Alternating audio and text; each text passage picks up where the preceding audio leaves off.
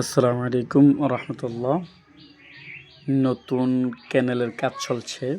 ক্যানেল চিনেন কিনা জানি না, যারা চাঁদপুরের মানুষ তারা অবশ্যই চিনবেন।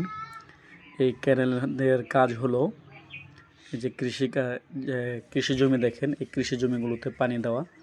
তো এই ক্যানেলটা হলো আবুরকান্দি থেকে সোনারকান্দি পর্যন্ত। এটা নতুন ক্যানেলের কাজ চলবে, এখান দিয়ে পানি যাবে। এই পানিগুলো বিভিন্ন সুইচ গেট দিবে। এই সুইচ গেট দিয়ে বিভিন্ন জমিতে পানি দেওয়া হবে। দেখেন লম্বা করে ক্যানেলের কাজ চলছে, দুই পাশে পাকা করে দেওয়া হচ্ছে যাতে পানিগুলো সুন্দরভাবে যায়।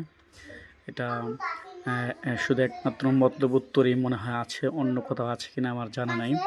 তো এই ক্যানেল দেওয়ার উদ্দেশ্য হলো চাষার জমিগুলো জানি ভালোভাবে চাষ দেওয়া যায়, পানি দেওয়া যায়। আর কৃষকরা জানি পানি পেয়ে সুন্দর তার জমিগুলো চাষ দিতে পারে, এর জন্যই করা।